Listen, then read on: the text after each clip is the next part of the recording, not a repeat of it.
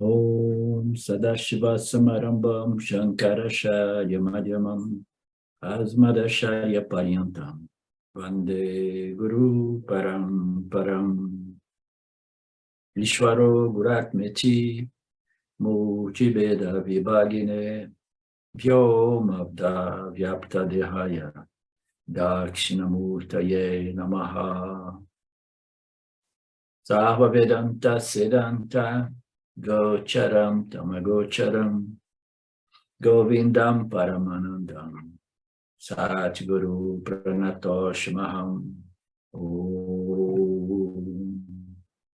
Om Shanti Shanti Shanti Om Namastê. Welcome, bem-vindo a todos vocês, meus queridos do Vedanta Brasil, para mais uma classe da beleza do Bhagavad Gita. Nós vimos ontem o verso 36, que é um 35, que é um verso importante, né? Que fala sobre o Swadharma do indivíduo, e que é importante que nós saibamos fazer respeitando a nossa natureza secundária, né? A nossa natureza do jiva aparente, né? As nossas tendências naturais, o nosso programa, o nosso, né, condicionamento causal, né? Aquela coisa mais intrínseca da nossa natureza secundária e aparente. A gente não pode violar isso tentando ser alguma coisa que nós não somos, né? Alguma coisa aparente que nós não somos, né? Então, nós sabemos que tudo isso é mithya, mas ainda assim existem princípios e leis e regras em mithya, e entre elas, né, elas todas, né, num todo, elas são chamadas de estrutura do Dharma, as leis e princípios que estruturam esta ordem aparente, né? É importante que nós estejamos harmonizados com essas leis e princípios, e isso inicia com a harmonização com a nossa própria, né, configuração gúnica, digamos assim, né? Então, o modo qual nós fomos configurados, através de diversos nascimentos, né, encarnações, nós temos nossa bagagem de vasanas, de tendências, de predisposições, né, que estão todas elas, né, estruturadas em torno aos nossos gostos e desgostos, nossos ragas and dveshas, né, o que eu gosto, o que eu não gosto. O verso 34 falava sobre isso, que o desenvolvimento de gostos e desgostos é inevitável, né? É alguma coisa que é embutida no sistema. Quando você entra em dualidade, você encontra o mundo dos objetos e você vai desenvolver atração e repulsão, gostos e desgostos.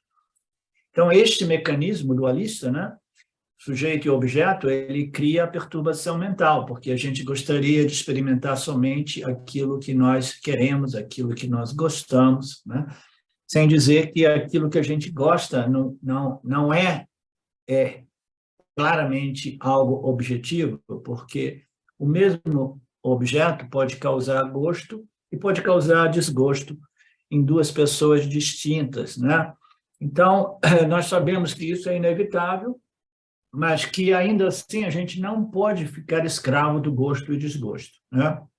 Aí no verso seguinte nós falamos que entre a estrutura, o Dharma, né, a harmonia do Dharma, nós temos que respeitar esses gostos e desgostos de cada um de nós, que é o nosso caráter, nossa personalidade, o modo como a gente interage, né? E a gente é do jeito que a gente é, um programa, né? E alguns programas, eles são mais saudáveis mentalmente, né, psicologicamente, outros são menos saudáveis. E os Vedas dizem, né, os Vedas nos revela que é importante nós desenvolvermos um programa saudável, uma mente saudável, né, uma saúde mental, psicológica, né, intelectual. Por quê? Porque nós não queremos uma mente, né, totalmente perturbada, disturbada, porque a gente precisa deste intelecto. Esse intelecto é um instrumento, né, que nós, através do qual nós podemos crescer, desenvolver, purificar, nos elevarmos e obtermos o autoconhecimento, né? Então, nós precisamos de uma mente, né, bem resolvida, ao invés de uma mente problemática, todo o tempo, né, aflita porque ela se tornou escrava dos seus gostos e desgostos, né? Então, o primeiro ponto aqui é que nós temos que respeitar essa estrutura única de cada um de nós, esta configuração, esta personalidade, o nosso caráter, as nossas tendências naturais, mas, do mesmo modo, sabendo que elas podem ser melhoradas. O objetivo do Vedanta não é um melhoramento infinito, né? Não é um melhoramento absoluto, porque não existe perfeição dentro do âmbito de Mithya, né? Mas é um melhoramento relativo, de modo que você tenha uma relativa saúde mental, psicológica, né? Que te permita fazer esse trabalho espiritual, que ocorre através do intelecto, of course. Por isso nós dizemos, a única saída é o autoconhecimento, para que nós tenhamos conhecimento, sejam eles conhecimentos científicos, objetivos, ou seja, esse o conhecimento do sujeito absoluto, nós precisamos desse intelecto. Esse intelecto tem que estar em boa saúde, em ótima saúde, né? Então, começamos por respeitar o nosso Swadharma, né? As nossas tendências naturais, as nossas predisposições, a gente não quer ir contra isso, e o mais importante, a gente não quer ser alguma coisa que não somos, não queremos ficar imitando um ídolo, né? Então, dentro deste contexto, o verso 35 nos diz que é melhor a gente fazer o nosso Swadharma mal feito do que fazer o Dharma dos outros bem feito, né? Então, é melhor morrer fazendo o seu Swadharma cheio de problemas e defeitos do que abandonar o seu processo, né? O seu próprio Dharma para fazer o Dharma dos outros. Muitas pessoas fazem isso também para evitar, né, de se trabalhar, de se confrontar, de processar essas experiências de modo a se elevar, né? Se salvar, né? É muito comum no mundo espiritual, religioso espiritual, as pessoas viverem em grupos tentando salvar as outras, tentando salvar o mundo, e elas esquecem que elas precisam, antes de mais nada, de salvar a elas mesmas, né? Então, é mais ou menos por aí. É melhor morrer fazendo o seu Swadharma, tentando fazê-lo do modo mais apropriado possível, né?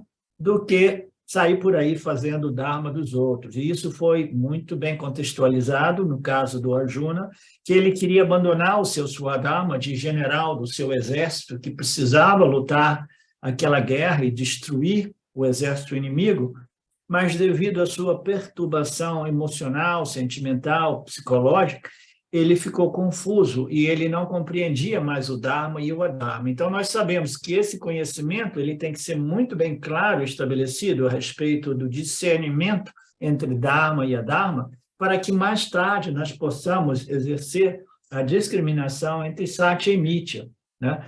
Então, Arjuna estava tão confuso por causa da perturbação sentimental, emocional, por ter visto aquelas pessoas queridas do outro lado do campo de batalha, que ele perdeu a discriminação e começou a confundir o Dharma com a Dharma, né? O justo com o injusto, o correto com o incorreto, né? E esse é um momento, é uma situação muito difícil, porque aí quando a gente começa a assumir que o Dharma é a Dharma e o Adharma é Dharma, a gente está numa situação de vida, né? Que é uma receita para desastres psicológicos, emocionais, né? Etc.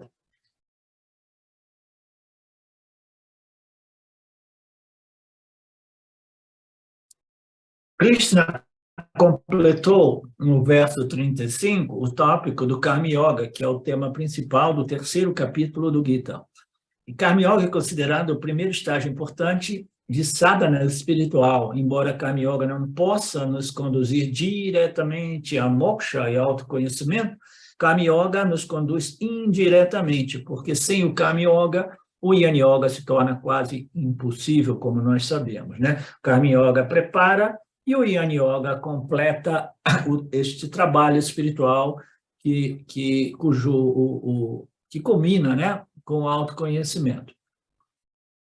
Sem o Karma Yoga, se obter este conhecimento a respeito da sua real identidade.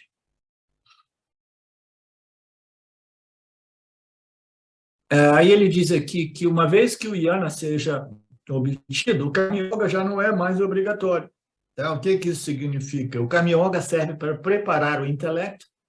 O Karma Yoga é uma prática espiritual que no início requer disciplina, mas que mais tarde ocorre naturalmente. Você não precisa se disciplinar para observar e respeitar o Dharma, né? E viver dentro do Dharma, né? Então, com o tempo, se torna uma vassana natural, né? Uma discriminação natural, mas no início requer disciplina, né? Integridade, honestidade, né? Mas o Yanni, ele praticou o Karma Yoga para entrar no Yanni Yoga e para obter o autoconhecimento. Uma vez que o autoconhecimento tenha sido alcançado de forma clara e firme, né? O Yanni Yoga, o Karma Yoga já não serve aquele propósito, mas ainda assim o Yanni, ele vive também, né, em harmonia com o Dharma, né? Karma Yoga é uma ciência completa a respeito de ações e os seus resultados, né, os relacionamentos, né, entre Jiva, Ishvara e Jagata, mas que tudo isso é embasado nas leis que regem esse campo de ação e reação, né, de causa e efeito. E as leis são chamadas de Dharma. Então, a observação do Dharma e do Swadharma são os pontos de base, né, o ponto inicial de tudo isso, né? Então, o indivíduo ele continua vivendo sem fazer esforço para ser um Karma Yogi, e ele já não faz o Karma Yoga como uma disciplina para desenvolver as preparações, as qualificações, porque o Yana já foi bem estabelecido. A uma pessoa é dada uma opção, ou ela renunciar totalmente o Karma Yoga, adotando o ashrama, né, de sannyasa, ou ela pode reduzir o Karma Yoga permanecendo em grihastha ashrama. Então, aqui o Swamiji dá uma dica para a gente. Se uma pessoa foi um Karma Yogi, o Karma Yogi ele depende de uma vida enganjada na sociedade.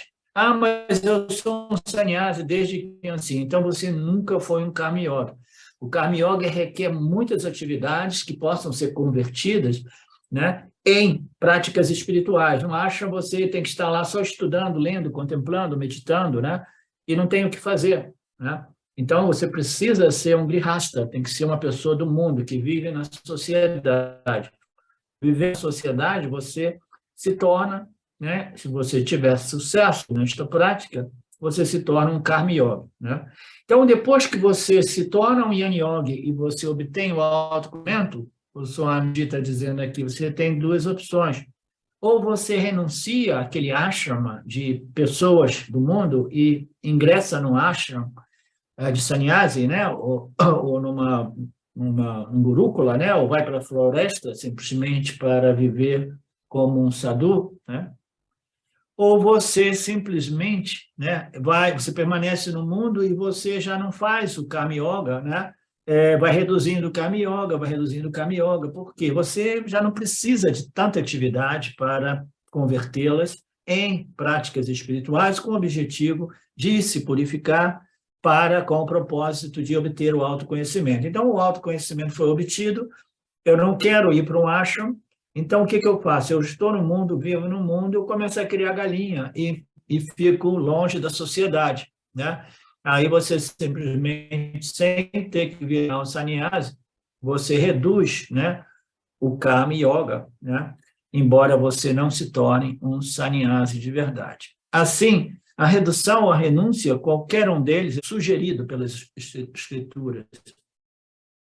A redução ou a renúncia, né? Você reduz a sua interação com um objetivo qualquer que seja, né? Seja para ganho material, ou seja para ganho de preparação ou de qualificações, né? Como um Karma Yoga, você vai reduzindo tudo aquilo e vai vivendo uma vida mais contemplativa, ainda assim, né? Em proximidade, né? No seu ambiente de família ou de negócio, se você tiver um negócio, né? Qualquer um deles é sugerido pelas escrituras, uma vez que a pessoa tem obtido, né, essa pureza mental e o autoconhecimento. Através de Jnana Yoga, e somente através do Jnana Yoga, a pessoa pode obter o autoconhecimento, porque, como Karma Yogi, né, você tem grande purificação, grande elevação espiritual, espiritual, posso até me tornar um, mas ainda assim, o autoconhecimento ele é feito de conhecimento puro, e a gente precisa de um meio de conhecimento, né? Mean knowledge, meio de conhecimento. Para não existe mais serão metidos, é um meio de conhecimento. A gente vai estudar matemática, a gente precisa de um corpo de ensinamento, um corpo de estudo, né?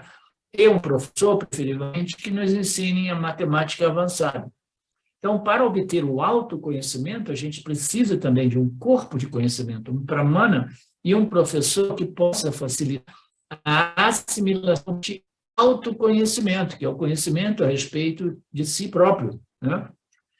Então, através do Jnana Yoga, e só através deste meio de conhecimento, a pessoa pode obter o conhecimento. A gente não obtém conhecimento através do silêncio, através da repetição de um mantra. Imagina se fosse fácil assim, as crianças vão para a escola, a pessoa diz, eu estive com o guru, né? Ele me passou esse mantra, vocês vão repetir esse mantra meia hora de manhã cedo, aqui na escola, depois vocês vão na escola. E esse mantra vai alfabetizar vocês, porque é um mantra, eu quero alfabetização, eu quero ser alfabetizado, eu quero ser alfabetizado, e aí todo mundo será alfabetizado, né? em poucas semanas, né? Não, você precisa realmente, né, de um pramana, de um meio de conhecimento, né, um corpo de ensino, que permita a essas crianças serem, ou adultos, a serem alfabetizados, né? Somente através do Jnana. O Jnana Yoga será mais abordado no capítulo 4. E para aqueles de vocês que estão, né, mais interessados no Jnana Yoga, está chegando aí, o capítulo 4 vai chegar já já, né? Capítulo 3 é um pouco longo. O tema Karma Yoga praticamente se encerra com o verso 35, né? Mas agora tem algumas questões realmente interessantes apresentadas por Arjuna. Ele levanta a questão no verso 16, né, que a Karma Yoga é aquele que leva um modo de vida dármico, certo? Sim, sim. Sem um modo de vida dármico não existe o Karma Yoga. Sim, como eu digo sempre, o Dharma e o Karma são os dois aspectos, dois lados da mesma moeda. O karma significa ações em harmonia com o Dharma. Se você retira o Dharma, as suas ações vão ser em harmonia com o quê? Com os seus gostos e desgostos, né? Então, a gente tem que ter o Dharma para poder regular os nossos gostos e desgostos, né? Nossos quereres e não quereres. Sem um modo de vida dharmico, não existe Karma Yoga. E esse modo de vida dharmico, compreende os dharmicas, são dedicados ao Criador, o Ishvara, né? A prática da própria religião na forma de oferenda a Deus é o Karma Yoga. O Karma Yoga é uma prática, como eu gosto de colocar, religiosa e espiritual. Quando a gente fala religiosa, né, a gente pensa que seja uma religião como qualquer outra, né? Mas o Vedanta é o supra-sumo, é a crema della crema das religiões, né? Então, é uma religião complexa, elegante, sofisticada, né? Toda ela embasada em pura lógica e não dogma de fé ou festa, né? Que permite ao indivíduo passar por esse processo de transformação, se desenvolvendo a atitude de devoção, né? De oferenda, né? De gratidão, de retribuição, né? De amor, ao milagre da vida, digamos assim, né? Então, essas ações vão sendo dedicadas ao Senhor. Então, tudo isso é para contextualizar a questão apresentada por Arjuna. A própria definição de Karma Yoga, né, Ishvara Rupena Svadharma, né, Anustanam. Então, reverência, amor e dedicação, oferenda a Ishvara. Karma Yoga é isso, né? E o Karma Yoga, para isso, tem que seguir o quê? As leis do Criador, né? Se eu estou oferecendo as minhas ações com reverência e amor e devoção a Ishvara, né? Eu não posso oferecer ações que sejam em total, né, violação das leis do Dharma, porque a Ishvara é a causa material, como nós sabemos, né? é a causa energética também, é a causa inteligente acima de tudo, né? E Ishvara também é o campo regido pelas leis. Então, o Ishvara é o universo manifesto também, porque ele também é a causa material que se expande para se tornar esse universo, e é governado ou regido por leis e princípios, né? Extremamente complexos, extremamente inteligentes. Então, essas leis precisam ser observadas. Eu não posso amar Ishvara e não amar as leis e os princípios de Ishvara, né? É como se o Marcelo dissesse, não, eu gosto muito de você, minha senhora, gostei de conhecer você, né, de namorar você, mas eu não gosto daquilo que você fala e daquilo que você faz, né? As suas palavras e ações eu não gosto, mas eu gosto de você, né? Então, a pessoa ia ficar meio confusa, né? Do mesmo modo, Ishvara fica confusa. Diz, não, Ishvara, eu te amo, eu te adoro, eu tenho uma devoção, um amor, por favor, eu sou o seu devoto, etc. Me salva, me salva. E você continua, né, por outro lado, a violar, a dizer, mas eu não gosto dessas leis e princípios que regem esse campo, Ishvara, né? Eu quero mudar isso, né? Eu quero o que eu quero e eu não aceito, né, ser contrariado. Mas eu te adoro, a minha devoção por você é total, etc, etc. Então, é mais ou menos por aí. O Karma Yoga, ele tem essa devoção que, inevitavelmente, indispensavelmente, deve ser, né, dentro do Dharma, em observação, observância do Dharma. Dharma significa um modo de vida legítimo, ético, moral, não corrupto. Karma Yoga pressupõe Dharma.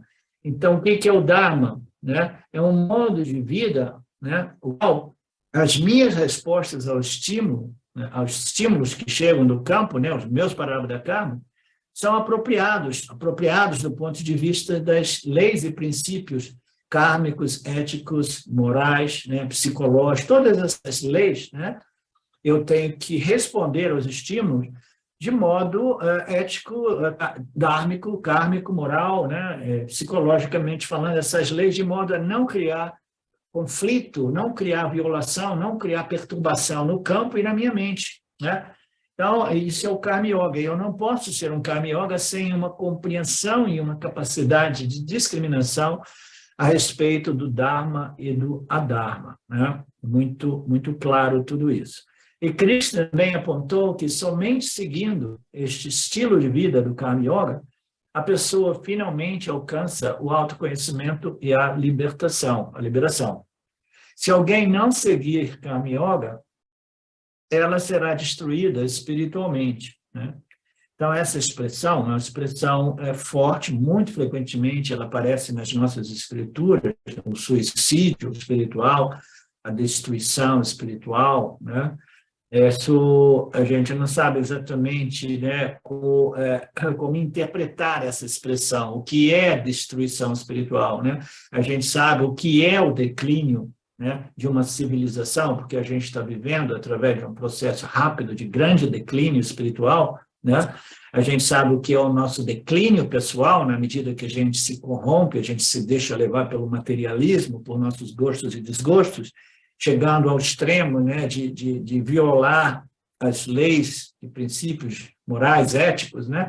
E aí a gente se destrói espiritualmente. Como é que você sabe? Porque a minha mente agora é uma perturbação e aí eu tenho que tomar agora todos esses comprimidos, né, contra problemas psíquicos, né? Para me manter, né, sano não, para que eu possa ainda andar por aí como um zumbi, mas pelo menos eu não sou um perigo para a sociedade, né? Então, é uma destruição espiritual, é um declínio, né? Então, essa pessoa realmente, ela rejeita Deus e as suas leis, as suas regras, os seus princípios, né? As leis que regem, né, tanto do ponto de vista físico como do ponto de vista ético-moral. Se a gente joga tudo isso fora, como está correndo no mundo moderno, né, a gente está criando um declínio espiritual, um materialismo, né, tão profundo, tão forte, né, tão avassalador, tão destruidor, né, que vai dar no que dá, né? A gente vai ver como é que vai acabar essa ondada aí, essa assim chamada de Kali Yuga, né? Que para aqueles como eu que acompanham muito de perto tudo isso, né, em torno do mundo, eu sei que a coisa está realmente chegando num ponto, né, onde talvez, né, a gente tenha que colocar tudo no liquidificador, bater e, né, e recomeçar tudo de novo, né? Entende o que eu estou querendo dizer? Agora, a pergunta de Júnior: todo ser humano tem um poder discriminativo? Sim, né? Krishna vai dizer sim, Júnior. Todo mundo nasce com uma faculdade de discriminação, né? Algumas mais sofisticadas, né, mais desenvolvidas, e outras mais precárias, né? É muito fácil saber a importância da ética, sim, é fácil, né? É fácil você saber o que é dharmico e o que é dharma? Sim, todo mundo tem este dharmômetro, né? O citocômetro, né? Esta capacidade de saber o que é justo, o que é injusto, o que é correto, o que é incorreto, né? O que é bom, o que é ruim, né? Então, tudo isso nós temos, nós nascemos com esta capacidade.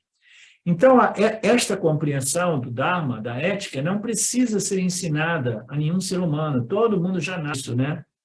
Então, as regras éticas são regras de senso comum, né? Common sense, todo mundo sabe o que é justo e o que é injusto, né? É senso comum, né? Aí uma das piadinhas do Swami Paramarthananda é, então todo mundo nasce com este senso comum, mas de qualquer modo, por qualquer motivo, né? No mundo de hoje, né, o senso comum se tornou a coisa mais incomum, né, de ser encontrado. Todo mundo parece estar perdendo o senso comum, common sense, né? Todo mundo está sendo, né, governado por essa ignorância, né, avassaladora, que olha para o senso comum, as leis, né, dármicas, éticas, morais, etc., e olha e vira para o outro lado e não, eu vou, se a galera toda está se movendo, né, com esta força da ignorância cósmica, por que eu vou querer andar contra a corrente? Por que eu vou querer ser uma pessoa dármica, né? No mundo da corrupção política, né, um cara, se aparece alguém que não queira se unir à tropa, né, essas pessoas são quase que invariavelmente removidas, assassinadas às vezes, etc., né? Então, esse senso comum que todo mundo tem está suprimido, está escondido, né? Tá enrustido, porque todo mundo está negligenciando este senso comum do que é o Dharma, do que é o Adharma. Todo mundo sabe o que é o próprio e o que é impróprio. Até um ladrão sabe que roubar não é correto. Como é que ele sabe? Porque ele rouba quando não tem ninguém. E quando ele rouba, aquilo que ele roubou, ele esconde muito bem, porque ele tem um valor pelo não roubo, ele não quer que ninguém roube o que ele roubou, né? Então, ele tem um valor pela ética do não roubo. Mas, embora ele tenha esse valor, ele ainda assim rouba. Então, o senso ético, moral do não roubo está ali, mas ainda assim existe um poder, uma força, essa ignorância cósmica, que o compele a roubar de qualquer modo.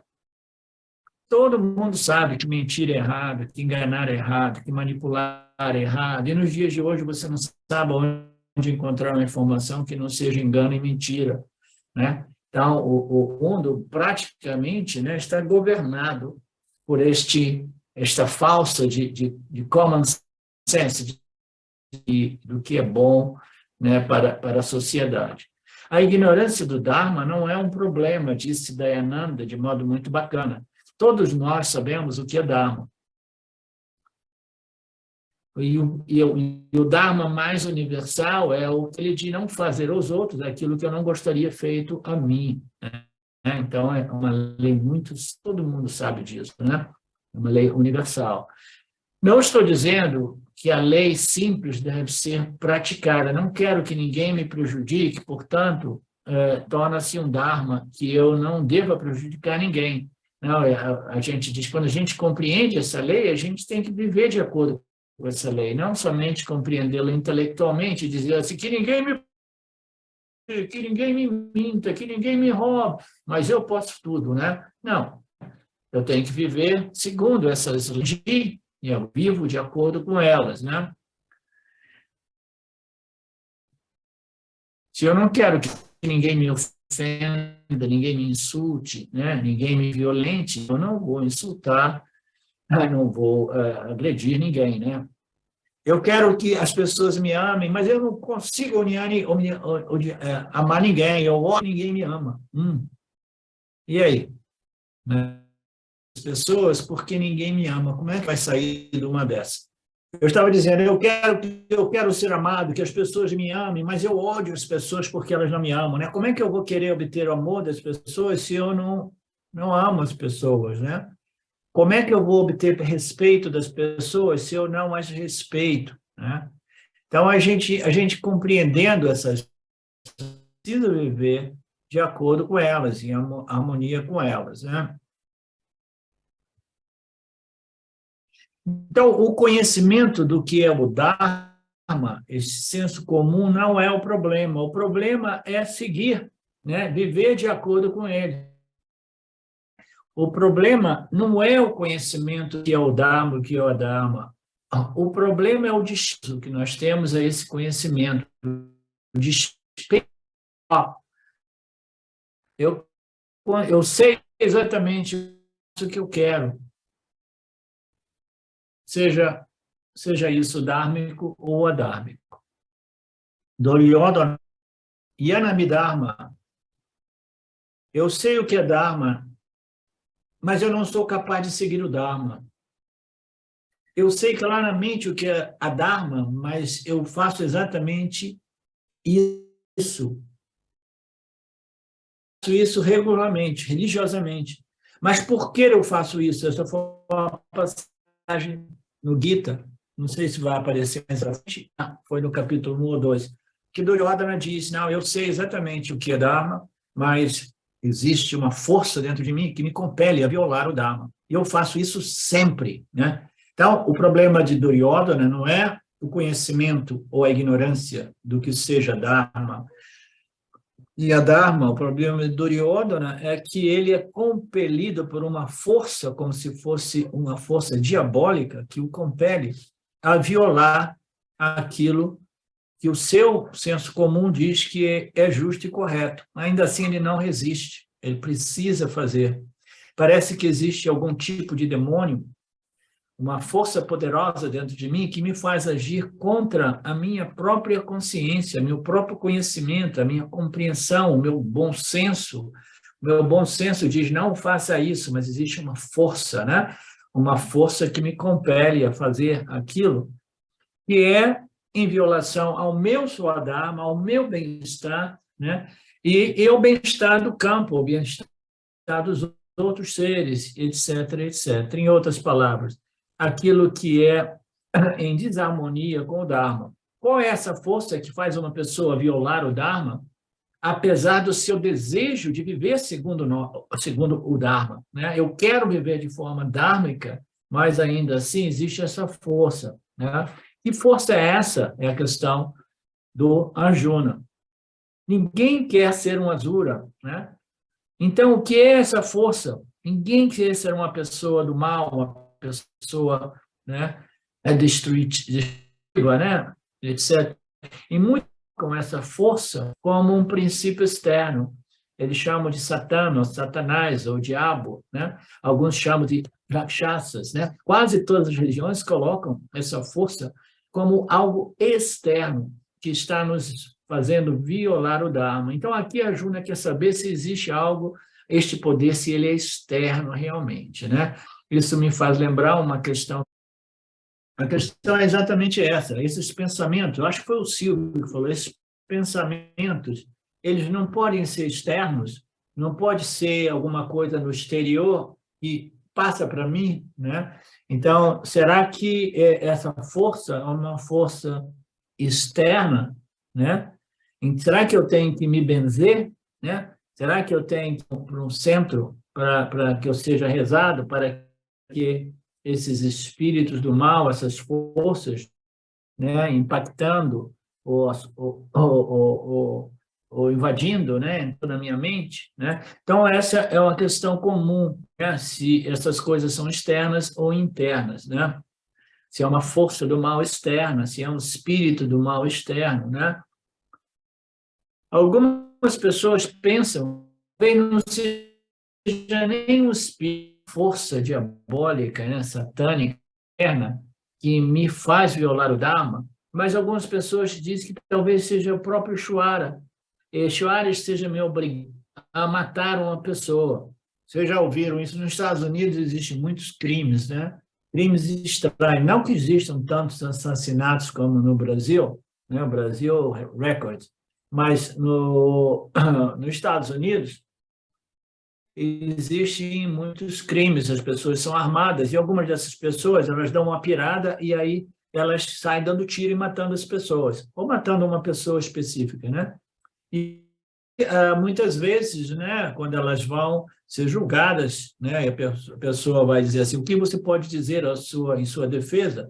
E as pessoas dizem, não, eu fui uma voz, Deus falou comigo e disse para mim que eu precisava fazer isso, né? Então, algumas pessoas pensam que seja a voz de Deus que está dizendo, você faz isso, né? Outras dizem assim, não, foi o diabo que fez isso, foi Satanás que fez isso, entendeu? Ou foi um espírito, ou uma mente externa que entrou e tomou conta da minha mente, né? Então, todas essas ideias que nos, né, que nos sugerem de que nós somos inocentes, é alguma coisa externa a mim mesmo, né? Então, existem algumas escrituras que até dizem que nenhum átomo se move sem o poder de Deus, sem o consentimento de Deus, né? Então, a gente diz, então, isso é Ishvara. Eu tive um ataque agora de raiva, eu decidi, né, assassinar, matar algumas pessoas, e eu sou um estudante do Vedanta, eu sei que no nível de Mitya, tudo é Ishvara, aí eu vou ser julgado, eu digo, olha, eu não matei ninguém porque eu não sou um fazedor, eu não sou um executor, entendeu? Aqui tudo é Ishvara, eu sou inocente, porque tudo é Ishvara, né? Então, o intelecto ele pode usar de diversas estratégias, né, para se proteger, dizendo que tudo é Deus, né? Deus deve fazer com que todos façam ações diferentes. Portanto, algumas pessoas pensam que Deus está me fazendo violar, né, e fazer crimes. Outras pensam que é o diabo, Satanás, algumas pensam que é uma questão de astrologia, né? De astronomia, né? Os astros, isso e aquilo, o período do ano, né? Isso e as pessoas podem criar diversas, né, desculpas, né, para dizer que tem alguma coisa externa, né? É uma força externa que está determinando as minhas ações. Ou é a força dentro de mim mesmo, né? Será que é uma força dentro de mim mesmo? Será que tudo isso, esta força que me compele violar o Dharma, ela existe dentro de mim mesmo? E será que eu tenho algum controle sobre esta força, né? Então, o ponto de partida aqui, né, depois de muitas, né, de explorar e esgotar essas tendências de culpar, né, essas coisas, né, fatores externos para justificar os meus comportamentos, esse processo, né, de vitimização pode passar por uma infinidade de nascimentos, né? Não é culpa minha, é isso, é os outros, são os outros, etc, etc. O indivíduo tem que chegar a este nível de honestidade intelectual para reconhecer, de repente, esta força que me compele a fazer ações extremamente adármicas, né?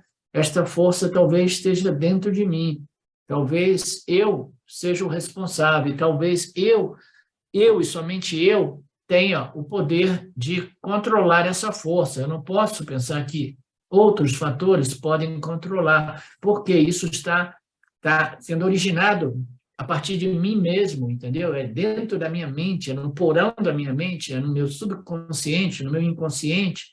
É minha mente causal, ela é dominada por essas vássanas, entendeu? De gostos e desgostos que me compelem a violar o Dharma, né? Então, eu me tornei uma pessoa extremamente adármica, muito embora eu saiba o que é dármico, o que é Dharma e o que é Adharma. Então, o indivíduo chega a um ponto de dizer, não, eu acho que eu já esgotei, né? Esgotei as possibilidades de que sejam forças externas, agora eu assumo a minha responsabilidade. É uma força que ocorre a partir de mim e somente eu sou responsável pela disciplina e controle desta força. Então, até a ideia, não, mas tudo isso é destino. Não, é destino. Você não pode ser um fatalista dizendo que tudo é destino, seja por causa das estrelas no meu nascimento, a posição, né, dos astros, ou por qualquer outro motivo. Né? O destino não é algo fixo, escrito na pedra, que permanece sólido eternamente. O destino é algo em constante modificação, porque em Nietzsche, todo fenômeno de Nietzsche é um fenômeno em constante fluxo de modificação. Né? Então, eu tenho que assumir. A Arjuna quer saber, né? Por que as pessoas adotam essas atitudes adâmicas, né? Que força é essa? Ela vem de fora, vem de dentro? E como pode ser controlada? Como pode ser regulada? Como isso pode ser transformado, né? Então, essa é a questão do Arjuna, né, a respeito de tudo isso.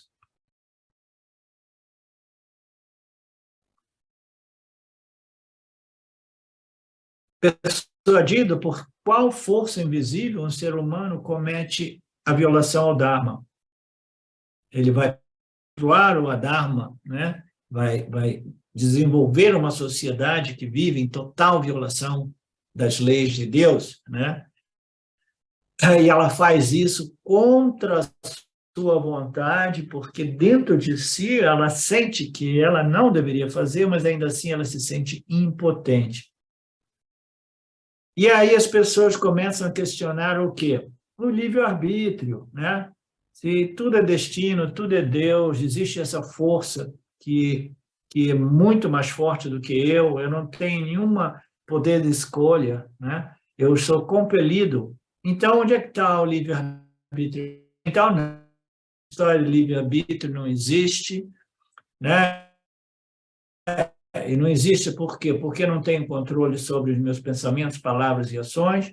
E não existe também porque eu não sou um fazedor, porque Ishvara que faz tudo, os gunas que fazem tudo. E eu ouvi dizer que eu sou a consciência, e a consciência não faz nada. Então, essa história de livre-arbítrio é conversa para fazer o boi dormir, né?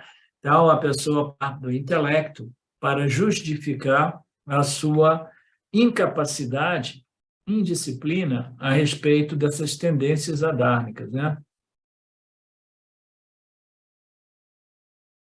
Portanto, nós temos realmente um livre-arbítrio, nós temos um poder de escolha, nós temos uma vontade forte, ou nós somos impotentes?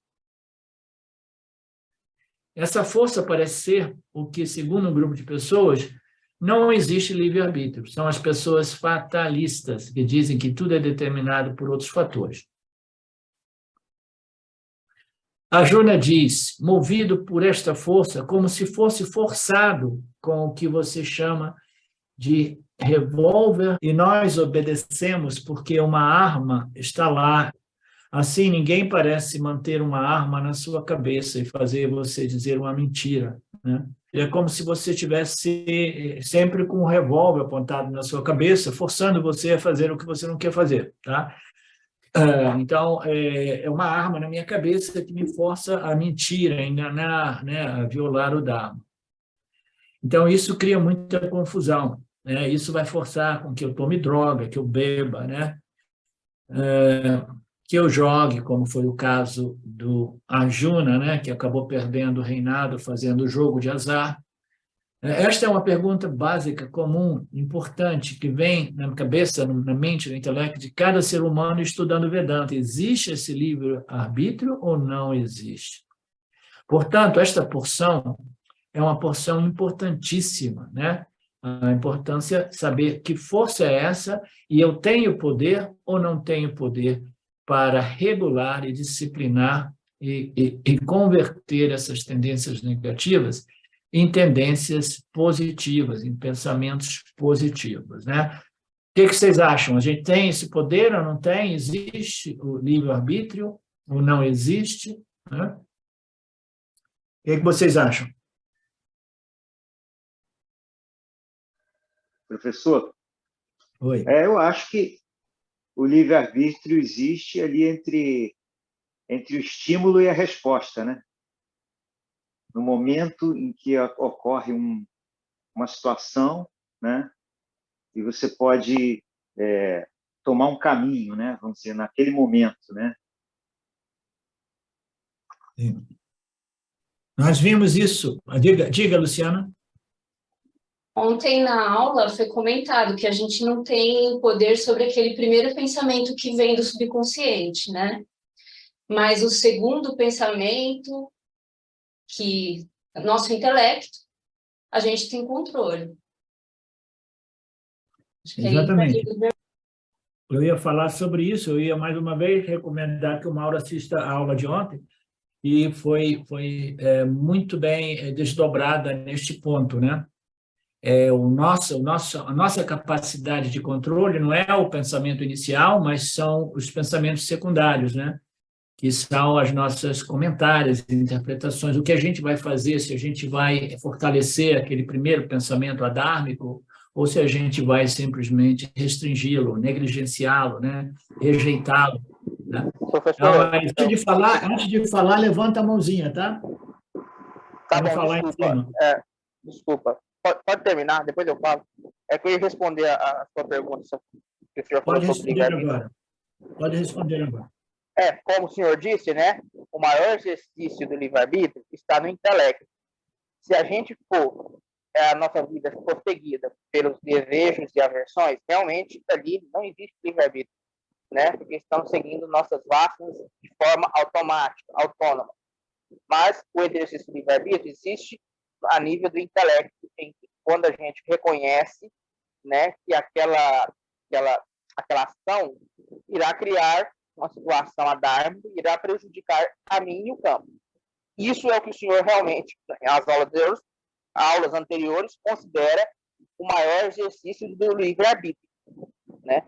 Porém, o que eu percebo é que não existe um arbítrio realmente livre, assim, tipo assim, livre de qualquer influência. É muito difícil você sobrepor vasanas, como os de Duryodhana, por exemplo, né? É muito difícil. Nesse aspecto, eu acredito que a pessoa vai continuar errando. Mas vai chegar um tempo que os erros que ela cometeu vai ser tão dolorosos que ela vai chegar um tempo e falar, não, chega, não aguento mais sofrer. Eu quero esse caminho dármico. Eu quero esse caminho, seguir esse caminho correto. Né? Então, o livre-arbítrio, ele existe sim, sem dúvida. Mas ele não é livre no sentido de que ele está livre de qualquer influência. É isso que eu entendi das suas aulas anteriores. Sim, você entendeu muito bem, Felipe. Entendeu muito bem. Eu quero só adicionar um ponto aí, tá? E esse é um ponto muito sutil, muito importante de ser compreendido. Então, o livre-arbítrio é um poder de escolha que todos nós temos. E a gente exercita, né, esse poder de escolha de momento a momento, tá? E, então, esse poder de escolha, ele é o nosso livre-arbítrio. Mas como você, uma pessoa inteligente, já compreendeu, ele não é exatamente livre, porque ele é condicionado pelas minhas vasanas, meus gostos e desgostos, né? Então, a minha escolha de cada momento é um subproduto das minhas vasanas, né? Da minha configuração de gostos e desgostos, do meu prakriti, né? Do meu svabhava, né? Então, que liberdade é essa? A liberdade de escolher segundo as minhas tendências, os meus gostos e desgostos. Então, como você já identificou, né, e tem pessoas que levam muito tempo no Vedanta para compreender essa distinção, o livre-arbítrio não é exatamente assim livre, né? E como eu gosto de colocar algumas vezes, o ser humano é um organismo biológico vivo, né, programado por vasanas, ok? Então, nós respondemos aos estímulos do meio ambiente segundo as nossas programações, né? As nossas configurações de gostos e desgostos, as nossas tendências embasadas em gostos e desgostos. Então, nós somos computadores biológicos programados por vasanas, e as vasanas, elas nos permitem de responder aos estímulos, exercendo o nosso livre-arbítrio, as nossas escolhas de momento a momento. Tá? Então, você compreendeu isso também, a limitação deste livre-arbítrio, né? E, de modo geral, eu não conheço outros universos, eu não conheço outros planetas, mas neste planeta, né, neste ponto, né, da minha compreensão humana, eu tendo a dizer que a ignorância aqui é muito densa, né? A gente vive num planeta onde as vassanas, as tendências, né, as predisposições mentais, né, da humanidade são fundadas em vassanas muito adármicas, né? Muito de, não, é o que eu quero, né? E eu sou capaz até de me corromper para me satisfazer. Então, eu chamo isso de ignorância espiritual. A ignorância espiritual nesse planeta parece ser muito densa, né? Então, nós vivemos programados por essa densa programação de ignorância cósmica que compele os indivíduos a traírem o seu senso comum, entendeu? E de escolherem aquilo que não é exatamente em harmonia com o Dharma, porque as pessoas, elas querem o que elas querem, elas não querem o que elas não querem, né? Então, nós somos programados por vassanas, essas vassanas são quase que inteiramente vassanas em torno desta ignorância espiritual, que não leva em consideração Ishvara e suas leis dármicas, o campo, os outros, né, o meio ambiente, os outros seres, e muito menos leva em consideração a natureza plena do indivíduo em Satya como Satya. O indivíduo é totalmente ignorante, ele se define, se identifica como o corpo-mente, ele pensa que ele é os seus gostos e desgostos, ele quer o que quer, do modo que quer, quando quer, e aí a gente acaba vivendo num planeta nessas circunstâncias, né? Então, estas vassanas que operam a humanidade são vassanas extremamente ignorantes do ponto de vista espiritual, né? Então, que livre-arbítrio é esse, né? Praticamente não existe nenhum livre-arbítrio, né? São todo mundo programas e programados por uma ignorância cósmica. Então, o que eu costumo dizer, tá? É que, a nível superficial, existe livre-arbítrio porque nós exercemos as nossas escolhas de momento a momento. Mas, quando a gente olha mais profundamente, não existe livre-arbítrio porque todos nós somos programas, né? Nós somos programados por nossas vassanas. Então, até que ponto eu tenho livre-arbítrio? Eu tenho e não tenho, porque eu tenho as minhas tendências. Mas, ainda assim, quando nós entramos em contato por questões de méritos espirituais com as escrituras reveladas por Ishvara, por Brahman, como queiramos, né, conceber, quando nós entramos em contato com essas escrituras, né, nós começamos a compreender que uma vida regida por vassanas ignorantes, né, vai causar muito sofrimento. E depois você cansa de sofrer, aí as escrituras aparecem diante de nós, aí nós compreendemos que, putz, eu sou um programa, mas eu tenho o poder de mudar esse programa. E é aí que Ishvara nos apresenta o que as escrituras do Dharma, as escrituras do Karma Yoga, que nos permite esse processo de purificação, que nada mais é do que uma reprogramação de vasanas. Tá? Então, o que é o exercício do livre-arbítrio? O exercício do livre-arbítrio, como eu costumo dizer, ele só se torna realmente efetivo quando o indivíduo ele decide de nadar contra a corrente desta ignorância cósmica. Ok? A ignorância cósmica vai levando todo mundo para essa destruição, o declínio espiritual. E o indivíduo que entra em contato com essas escrituras, pela primeira vez o indivíduo tem a possibilidade do exercício do livre-arbítrio, ok? De dizer assim, putz, agora chegou isso para mim, eu tenho confiança nessas escrituras, fazem sentido, então agora eu vou exercer a minha escolha com base nas declarações das escrituras, porque elas fazem sentido para mim. Eu já vivi governado pelos meus gostos e desgostos, eu sofri até agora.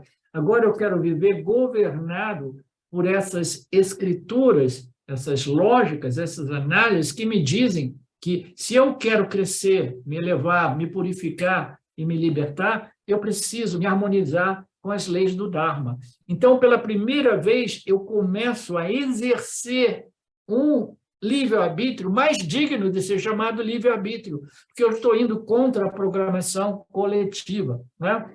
Aí pode aparecer uma outra pessoa e dizer assim, mas ainda assim aquela tendência de se adequar às escrituras também depende de uma vassana espiritual que você desenvolveu. Então, no final das contas, o livre-arbítrio ele é sempre relativo, mas esse livre-arbítrio relativo, em constante modificação, o modo qual eu exercito as minhas escolhas, ele vai se refinando na medida que eu vou me harmonizando, me educando pelas escrituras reveladas, né? E aí eu vou vivendo mais e mais, né? Respeitando as leis que regem o campo, e esse modo de vida vai me purificando ainda mais, e eu vou tendo a capacidade de escolher em harmonia com essas revelações, em harmonia com as leis que regem este campo que nós chamamos de Dharma, entendeu? Então, ali já é um exercício realmente mais próprio deste livre-arbítrio. E qual é? Aí se torna irrelevante. Existe livre-arbítrio? Não existe? Não interessa. Eu tenho que exercitar o meu livre-arbítrio de modo que as minhas escolhas sejam mais alinhadas possível com as escrituras. As escrituras foram lançadas para os humanos para dar a possibilidade aos humanos de sair do samsara, sair desta densa ignorância, entendeu? Então, agora, eu recebi essas escrituras, eu compreendi essas escrituras, eu desenvolvi a disciplina e a força de vontade, eu compreendi a aula de ontem, e eu sei que eu posso começar a me disciplinar e regular essas tendências que são adármicas, que são contra, né, as leis e os princípios naturais, né? Começando pelo meu Swadharma, né? Então, agora, e somente agora, eu tenho um exercício mais relevante, mais eficaz, mais digno de ser chamado de livre-arbítrio. Eu decidi escolher viver em harmonia com as leis do Criador. Essa escolha, ela não vem do nada, ela vem de vassanas espirituais que foram se desenvolvendo gradualmente. Mas agora, este programa, essas vassanas vedânticas, essas vassanas do Karma Yoga irão produzir um intelecto purificado, entendeu? Um coração bem resolvido, que vai me permitir compreender que tudo isso é mithya e eu sou satya. E aí eu me liberto deste ciclo chamado samsara, entendeu? Então, foi bom você tocar nesse assunto, é um tema profundo. Nós temos escolhas são condicionadas por nossas vassanas, e não existe nenhum problema, nós somos computadores biológicos, movidos, regidos por nossas vassanas, mas o projeto nosso, como pessoas, seres espirituais, em busca de moksha, é desenvolver programas altamente espirituais que nos permitam reconhecer aquilo que não é programável. O complexo corpo humano é um programa natural, biológico, entendeu? Um produto do meio ambiente, um produto do ensino que está altamente manipulado, né? Então, nós somos um programa, mas nós precisamos de um programa positivo que nos permita exercer um livre-arbítrio mais inteligente para compreender o aspecto da minha existência humana que não pode ser programada. E isso é chamado Satchitananda. Consciência, existência de natureza infinita. Você entendeu, Felipe? Perfeito, professor. Exatamente dessa forma que eu estava pensando. E por isso mesmo que eu penso que, me corrija se eu estiver errado, que a evolução é inexorável, no sentido que todos chegaremos lá. Porque as nossas vasanas adármicas vão nos fazer cansar tanto que nós vamos escolher, de qualquer forma, seguir o caminho divino, porque vamos entrar uma hora em contato com as escrituras, vamos entrar uma hora em contato com o Dharma, e vamos querer seguir o Dharma, porque uma hora vamos cansar de seguir automaticamente essas vastas. Está correto esse raciocínio? É correto, mas não é muito relevante, porque ninguém sabe exatamente se todos os individuais chegarão a esta libertação, a esta compreensão, entendeu? E quando, né? Vivendo em quais mundos, em quais planetas, né? Tudo que a gente sabe que aqui parece difícil, esse processo de elevação espiritual, né? E por quê? Porque a gente observa os nossos vizinhos, nossos amigos, nossos parentes, as pessoas têm dificuldade de conectar os pontos entre pensamentos, palavras e ações e os seus karmas e as suas dificuldades, né? As suas circunstâncias de vida. Então, a vida é uma escola, Ishvara é o grande professor, né? A vida, né? Mas, ainda assim, os alunos têm muita dificuldade de aprender essas lições. Então, se todos irão aprender essa lição final, né, e vão viver em harmonia com o Dharma e desenvolver as qualidades para obter o autoconhecimento ou não, ninguém sabe, tudo isso é especulação, tá? Perfeito. Ok. Então, foi muito boa essa questão, essa interação entre eu e o Felipe foi boa para fazer um videoclipe, né? Pílulas do Vedanta, né?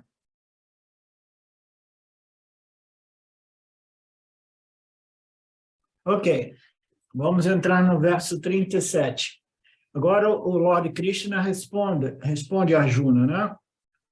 Lord Krishna respondeu, este desejo, esta raiva, é nascido do Rajoguna, ela é insaciável e muito pecaminosa. Saiba que isso é um inimigo nesta vida. Então, de novo, né, a gente sabe que essas vasanas, né, essas tendências de querer o que eu quero, né, elas iniciam com o desejo, né, o desejo pelos objetos de gosto, né? É o desejo e a aversão pelos objetos de desgosto, né? Então, cabe salientar que o desejo positivo, né, é o desejo de haver, e o desejo negativo é um desejo de evitar ou rejeitar. Então, fundamentalmente, né, o desejo e a aversão, ambos são desejos. Um é o desejo por haver e o outro é o desejo por evitar, tá?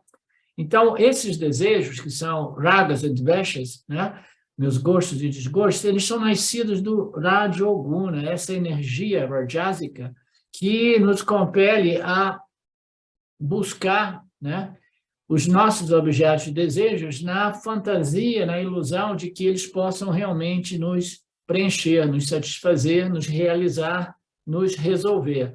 Então, tudo isso nasce desta ignorância, né, que é a noção equivocada de que a dualidade é a realidade, a dualidade, eu e o mundo, é real, e os objetos estão lá, e eles aparecem para mim de modo muito atraentes, e eu uso a minha energia de desejo por eles, desejo por haver ou evitar, e fico preso nesta ignorância cósmica. Então, ele é nascido do Rajoguna.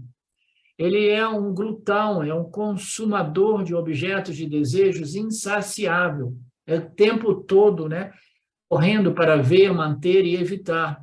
E ele acaba pecando devido à sua ignorância. É pecaminoso, é aquilo que peca. A gente peca por quê? Por ignorância, né? Ninguém peca por conhecimento ou por sabedoria, a gente só peca por ignorância. Então, o problema é sempre a ignorância. E esta ignorância, ela tem o seu nascimento através desta energia de desejo, Rajoguna, né? Este é o inimigo de todos os seres vivos, né? Então, de novo, isso aqui está linkado com aquele outro verso 35, 34, né, que diz que tudo isso é inevitável, que nós somos movidos pelos gostos e desgostos, mas ainda assim a gente tem que dar a volta por cima e deixar de ser escravos deles para nos tornarmos mestres deles, né? Naturalmente, tudo isso é muito facilmente compreensível, né? Mas não necessariamente fácil de ser alcançado, né? Eu quero ser o mestre do meu programa, o mestre dos meus gostos e desgostos, né? Mas esse é o nosso objetivo, e nós somos, né? Estamos e somos do Vedanta Brasil porque nós queremos realmente assumir um determinado controle a respeito dessas nossas vasanas, né? De modo que a gente possa ter mais Sattva Guna e menos Rajoguna e Tamoguna, né? De modo que eu possa ser uma mente, um intelecto mais contemplativo e um intelecto menos rajásico, sempre correndo para consumir objetos e experiências na esperança equivocada, né, de que possa dar certo, né? Então, essas energias, né? Esse Rajoguna é colocado aqui como a causa principal. Naturalmente, o desejo, ele é movido através dessa energia rajásica, né?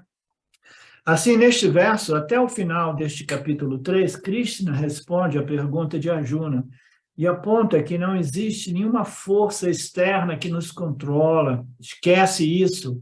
Esquece que o problema é o outro, que o problema é a sociedade, que o problema são as almas desencarnadas, são as estrelas, é o destino. Esquece tudo isso. Assuma total responsabilidade por sua situação e comece a trabalhar a si próprio, né?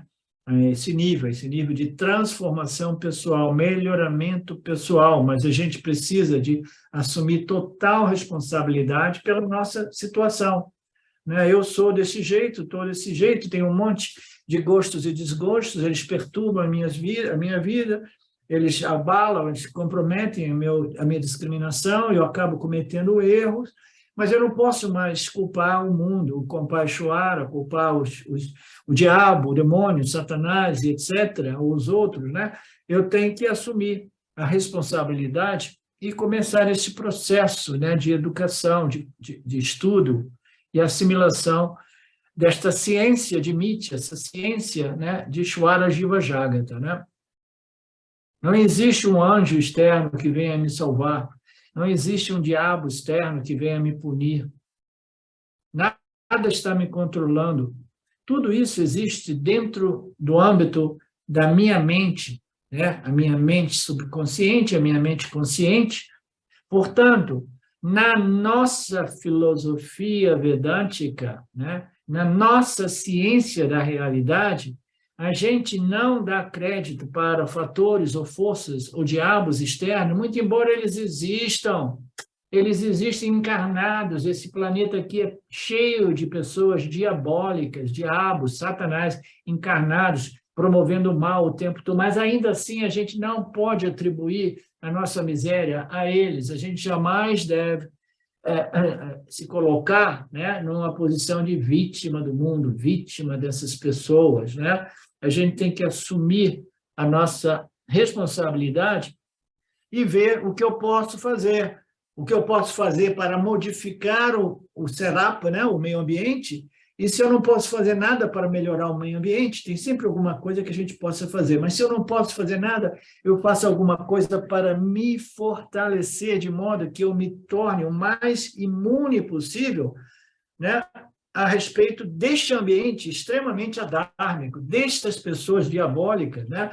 Então, tudo isso que não tem uma influência muito grande em mim.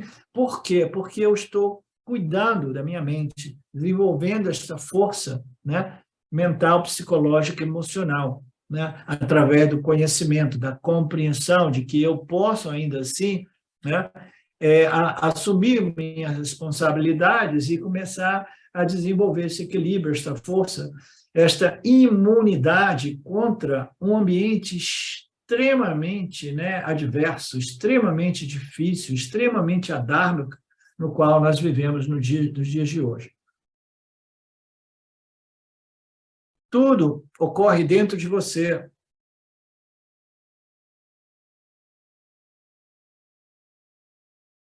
E qual é esta força? Se você perguntar, esta força é a ignorância.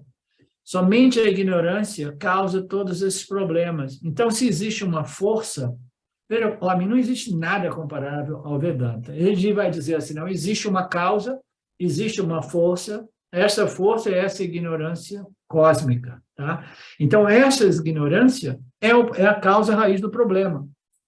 É a ignorância que trabalha em dois níveis, né? Primeiro, é a ignorância, como nós já vimos, a respeito do que é Dharma e que é o Dharma, do ponto de vista pragmático, prático, e o outro é a ignorância a respeito do realidade e não realidade, Satya e Mithya, Atma e Anatma.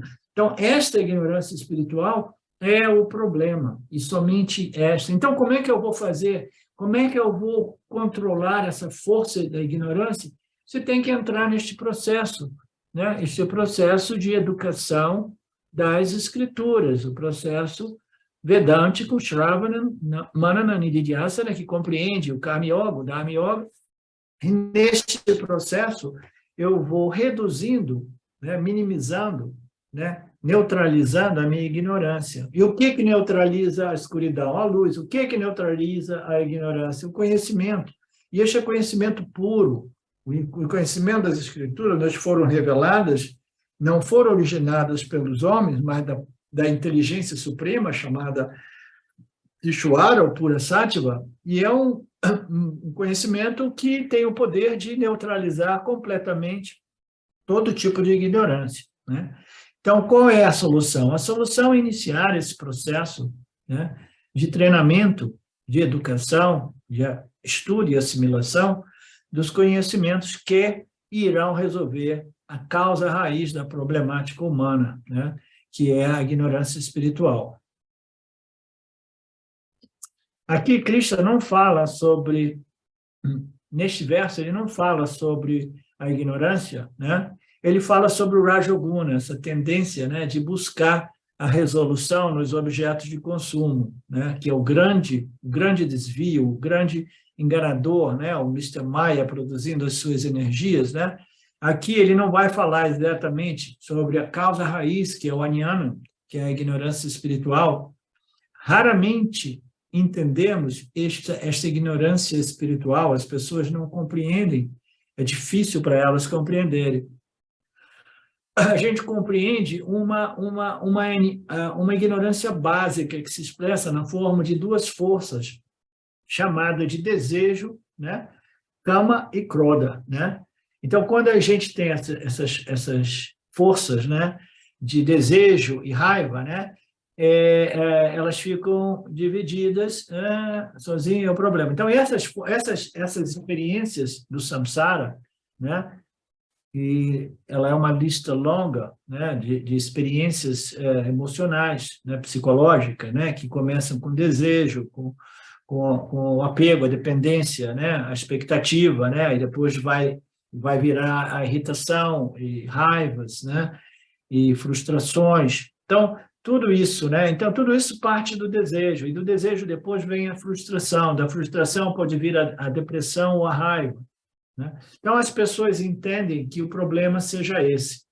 Então, se a Carmen for dizer para os alunos dela do yoga, olha, o problema de vocês, né, e você que está me perguntando, pedindo um conselho, né, o problema seu não é realmente, né, esse que você está vendo, o seu problema é a ignorância espiritual, a pessoa vai passar por cima, a pessoa não vai compreender nada disso, né? Mas se dizer, o problema é que você está tendo um desejo por alguma coisa que é difícil de haver, aí a pessoa já compreende, né? E o problema aí é que você está, né, frustrada porque você está tentando uma coisa que é impossível, que é controlar a sua experiência. Então, as pessoas já compreendem melhor os sintomas da doença. Qual é a doença? A doença é a ignorância espiritual. Os sintomas são a doença do samsara, em todos os níveis emocionais, psicológicos que ela se manifesta, né?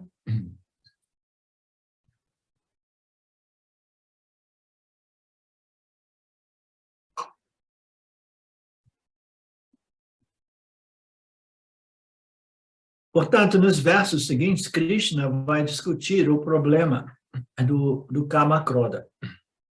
E o remédio, o medicamento para a doença, são de 3 tipos, né?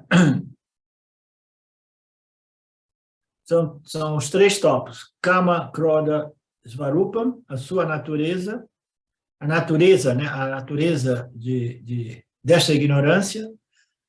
Karana, a causa desta ignorância, Kama Krodha Karanam, a causa, né?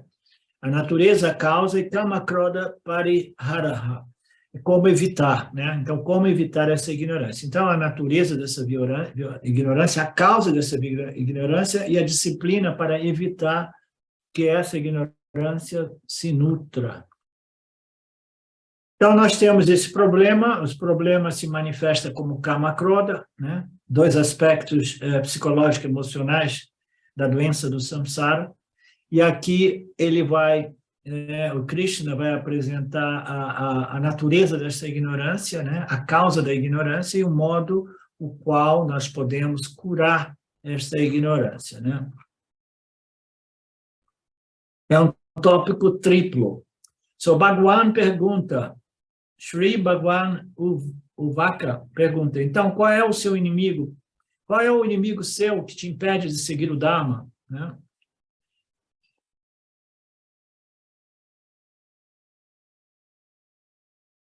Então, é Krishna apresentando, né, outros aspectos da sua pergunta. Qual é esse inimigo, né? E, de novo, ele diz que são os desejos, né, e as outras emoções que se seguem, né?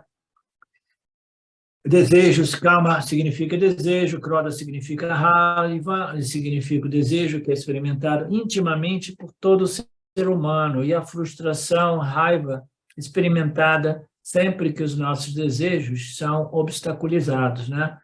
Não nos são concedidos.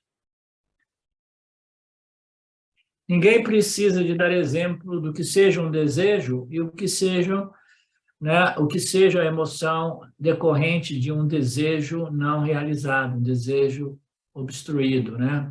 Todos nós sabemos muito bem, né? Existem duas direções, uma é a raiva e a outra é a depressão. Pessoas com muita rajoguna experimentam a raiva, pessoas que têm rajas, mas têm uma boa dose de tamoguna, tendem a cair na depressão. Portanto, o desejo não precisa ser ensinado, porque todos nós conhecemos intimamente o que é o desejo. O desejo do desejo pode variar de indivíduo para indivíduo, mas a presença do desejo é universal, né? Então, ele está falando sobre o desejo do desejo. Então, todos nós temos desejos e conhecemos de modo genérico o que seja um desejo. Uma coisa é você saber que existe desejo. Eu tenho diversos desejos, mas eu desejar o desejo é simplesmente reforçar um desejo, porque é uma declaração de que eu acredito que o desejo por alguma coisa possa ser, deve ser um modo através do qual eu venha a me resolver. Então, eu desejo o desejo. Uma coisa é você ter um desejo e você ter o desejo de não desejar, e outra coisa é você ter o desejo de desejar as coisas, né? Então, até quando nós ainda cremos, né? Acreditamos que o desejo, o sucesso na obtenção dos nossos desejos, né, possa me resolver, eu continuo dando crédito aos desejos, né? Aí, com a maturidade, a gente vê que o desejo é um problema fundamental. Não importa qual seja o desejo, né? Todo desejo é um elemento estressante, é um elemento que irá, né, produzir perturbação mental durante o processo de tentativa de ganho deste objeto de desejo, né?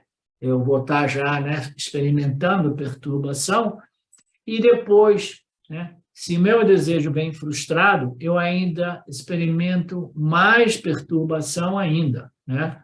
Quando o desejo vem, né, bem realizado, a gente experimenta um momento muito curto, né, temporário, de descanso, mas imediatamente um outro desejo aparece, ou imediatamente a gente reconhece que aquele desejo, aquele objeto, ele não realmente é tão valioso, ou tão resolvente, né, como se possa dizer, como eu imaginava, né? Então, o indivíduo ele fica sempre sofrendo o desejo. Sabendo disso, uma pessoa sábia, ela evita o desejo, né? Por qualquer que seja o objeto de desejo. O desejo é universalmente experimentado por todos. O Krishna usa o pronome yasahakama, esse desejo que você sente intimamente em sua mente. Esse desejo que a gente sente intimamente em nossa mente é um desejo que não é o desejo pelo objeto, tá? Fundamentalmente, isso talvez seja um outro ângulo que o Swami não venha abordar. O desejo que a gente sente intimamente é um desejo pela paz, pela satisfação, pelo contentamento, né? Pela ausência de perturbação. A gente tem o desejo por uma condição mental, né, de paz, de samadhi, né, de tranquilidade, porque a gente sabe que a gente é feliz assim. Mas a gente acredita que o ganho de um objeto de desejo irá produzir aquele momento de paz. E o pior é que produz. Indiretamente, a gente acredita que o caminho seja esse, porque de vez em quando eu tenho sucesso na obtenção do meu objeto de desejo, eu experimento esse shanti, essa paz, né? Esta bem-aventurança, essa tranquilidade, né? Então, tudo que nós estamos buscando não são os objetos, é a paz que se segue toda vez que nós obtemos aquilo que nós queremos, né? Mas só que essa paz, ela é defeituosa, ela é impermanente, ela acaba rapidamente, né? Ela traz consigo outros problemas, entre elas, né? Ela vai dar mais crédito ainda que os desejos por objetos talvez seja a saída, a solução, né? Por quê? Porque eu experimentei um estado de resolução porque eu obtive o que eu desejava, né? Então, todo mundo tem essa experiência universal de desejo, né? E o desejo que você tem realmente não é o desejo pelo objeto, você tem desejo por shanti, por paz, por resolução mental, emocional. Todo mundo tem raiva, e essa raiva, né, Croda, essa raiva que você sente intimamente, todo mundo tem essa experiência, né? Todo mundo experimenta o desejo, todo mundo experimenta a raiva. Estamos apenas esperando para pular em alguém com essa raiva, com esta frustração, né? com esta irritação por não ter controle sobre as minhas experiências, por ser movido por esta ignorância espiritual. Se não ficarmos com raiva, não é porque nós não temos raiva, não temos apenas um candidato apropriado para mim jogar a minha raiva na pessoa, né?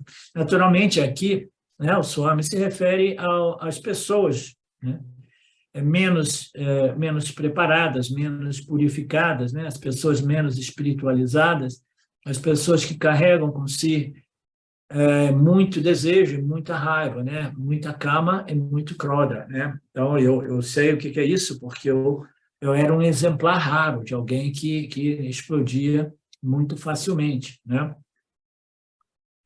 Então, nós estamos esperando um candidato apropriado. E o candidato apropriado é sempre aquela pessoa que não tem problema de receber a raiva dos outros. Vocês conhecem essas pessoas?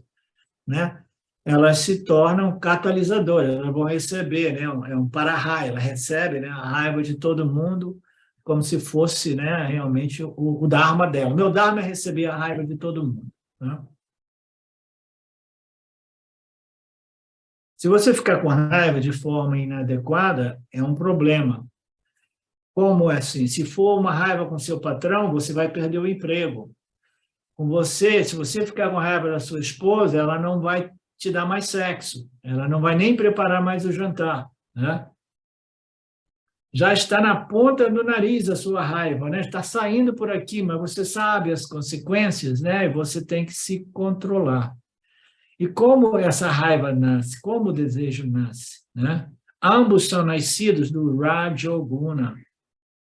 Muito mais sobre os gunas nós veremos mais tarde. Portanto, não estarei discutindo isso agora, as três energias, Sattva, Rajas e Tamas. A gente vai abordar tudo isso no final do Gita, no capítulo 14. Vocês vão ter que esperar por muitos meses. Lá nós discutiremos os três gunas, discutiremos Kama, Krodas, nascem do Rajoguna. E por que dizemos que essas forças poderosas que obstruem o Karma Yoga ou o modo de vida Dharma? Porque elas são as energias e as forças, as emoções humanas que obstruem. A razão é esta. Mahasanaha, a natureza do desejo que é Mahasanaha, né? Mahasana,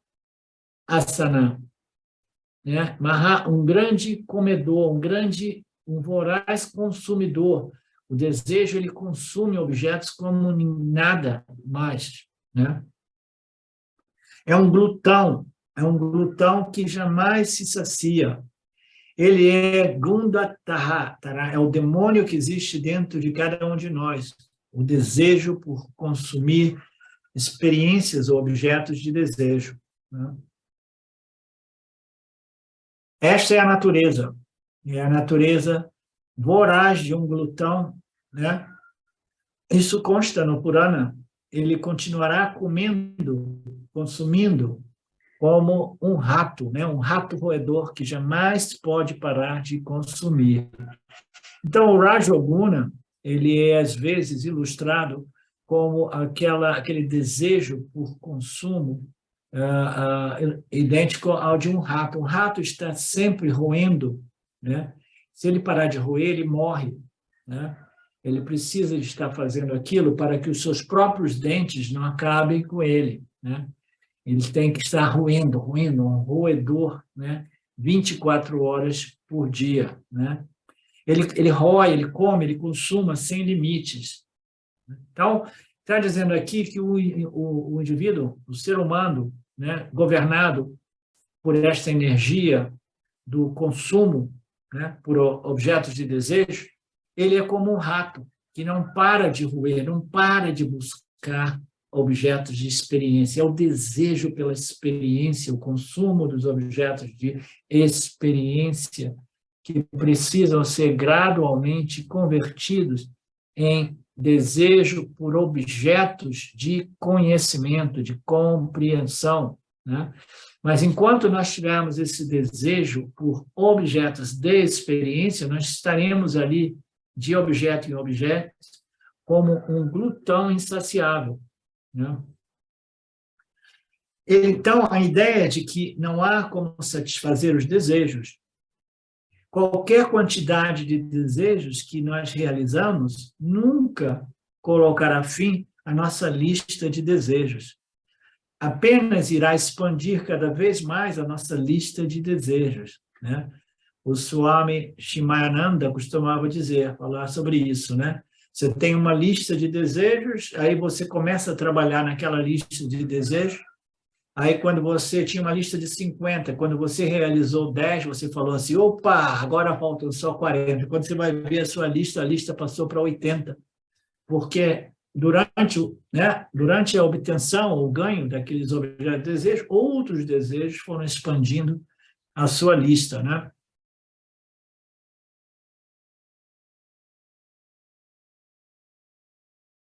Quando não tenho dinheiro algum, né?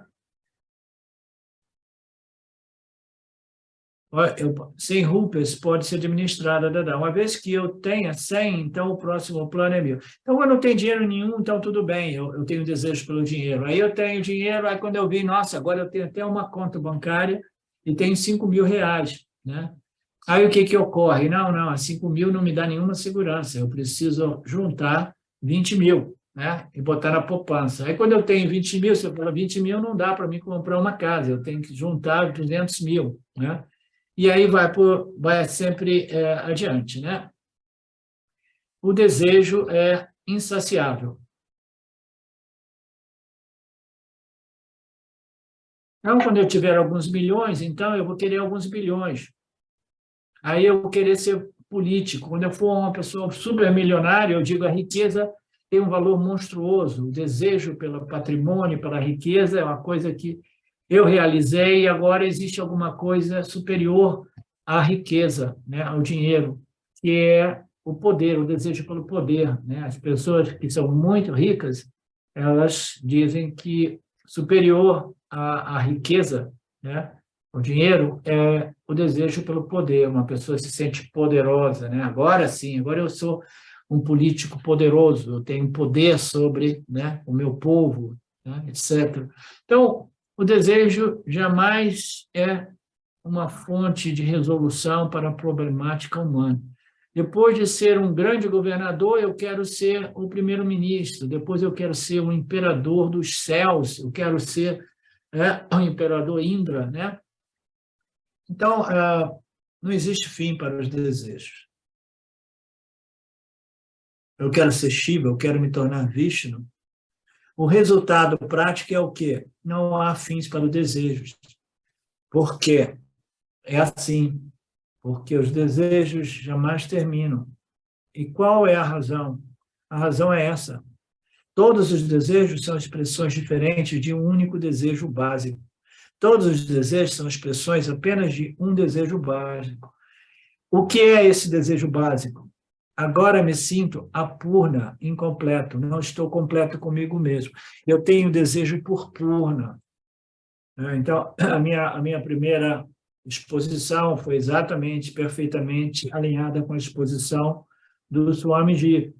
O desejo que nós temos é o desejo pela resolução da mente. A mente só se resolve, só experimenta esta sensação de shanti, de paz, quando ela abandona a ideia de que eu preciso de me completar através dos objetos, né? Então, todo mundo busca o shanti, todo mundo busca a sensação de completude, de plenitude. Não, eu estou satisfeito e eu não preciso dos objetos de desejo. Por quê? Porque eu estou satisfeito. Mas como é que se obteve essa satisfação? Eu não sei, eu nasci satisfeito. Ótimo. Então, você é como o Marcelo, já nasceu iluminado. Mas se você não tem o privilégio do Marcelo, você tem que correr atrás de objetos de desejos até, né, você se frustrar, como disse o Felipe, né? E aí você, depois de, não, tem que ter algum outro modo para resolver esse problema, né? Então, eu tenho que compreender a minha natureza Shanti, a minha natureza Purna, né? A minha natureza Satitananda, né? A minha natureza sempre satisfeita, né? Então, o conhecimento é que vai resolver o problema, né? A lógica é essa. Todos os desejos infinitos, eles são expressões diferentes de um único desejo, que é o desejo pela resolução da condição humana, né? Mental, emocional humana. Esse sofrimento, eu quero remover o elemento sofrimento emocional, né? Eu quero viver feliz, satisfeito, alegre, né? Independente das circunstâncias. Mas eu não sabendo que existe esse meio de obter esta plenitude sem me completar através dos objetos, que existe uma ciência. Eu, como samsari, eu penso que o único meio para me satisfazer e ser feliz e alegre e satisfeito, né, de obter um sentimento de realização, de completude, né? Não, agora realmente eu me realizei, né? Eu obtive isso, agora eu estou satisfeito. Não, ninguém é satisfeito. Ninguém fica satisfeito. Existe uma outra saída, que é uma saída que realmente parece doida, né? Na mente dos sansários diz assim, não, isso é viagem, isso é filosofia, né? A saída é muito simples. Os Upanishads nos dizem, a única saída é você compreender a sua natureza já cheia, inteira e completa. Se você souber quem ou o que você realmente é, você se sentirá satisfeito, sem nenhuma necessidade de buscar a plenitude. E aí você vai experimentar o quê? A sua natureza Purnatvam. Você vai compreender e viver a sua natureza Shanti, paz, né? Satisfação, né? Então, é a única saída, né? A lógica é essa, a lógica apresentada pelo Vedanta é essa, é uma lógica que atrai raríssimas almas individuais, porque as pessoas elas estão habituadas, elas possuem uma vassana por consumo de objetos de experiência, elas não têm uma vassana pela contemplação que conduz à compreensão de sua natureza já plena e completa, elas têm uma vassana por fazer alguma coisa para colher um pinguinho de satisfação, elas não têm uma vassana para compreender que eu sou a fonte de toda e qualquer satisfação, é muito para a cabeça das pessoas, é por isso que a gente está aqui sempre num grupo minúsculo, né? Agora nós faremos alguns videoclips mais curtos, para ver se a gente atrai mais pessoas para o Vedanta Brasil, Mas, no final das contas, os nossos temas e essas exposições são tão profundas que passa por cima da cabeça de quase todo mundo, né, no Brasil. Né? Quase não tem ninguém que esteja, né, qualificado para esse nível. Aquela passagenzinha ali entre eu e o Felipe, o Marcelo vai fazer um videoclipe, vai jogar lá, mas é raro encontrar as pessoas que, né, que a luz clica e diz assim, oh, tem alguma coisa aqui realmente que é para mim, né? Não, as pessoas querem consumir objetos de experiência, fazer coisas para obter experiências, né? E aí as pessoas vão, né, do mundo dos desejos por objetos mundanos para o mundo dos desejos de objetos espirituais, mentais, estados, isso e aquilo, né? Mas o desejo é sempre o mesmo. Eu tenho desejo por quê? Por Shanti, por Purna, eu quero me sentir satisfeito, pleno, completo, e eu tento obter essa plenitude através de experiências e não através do conhecimento, da compreensão da minha natureza. Então é isso, tá? Nós temos que compreender isso, poucas pessoas compreendem, a maioria de nós, a maioria das pessoas estão investidas na ideia de ação e resultado da ação.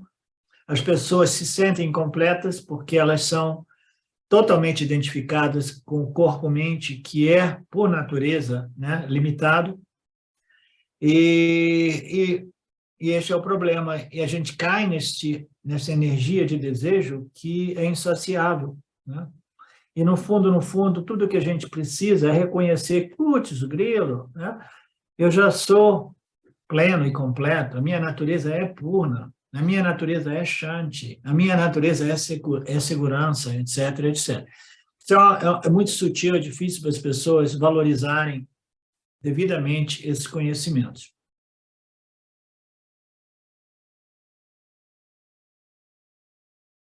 A pessoa vai de um desejo ao outro, o Swamiji falando aqui, ele quer uma casa maior, etc, etc. Eu quero uma esposa, eu quero filhos, eu quero uma empresa, eu quero um seguro de saúde, eu quero isso, eu quero aquilo, né?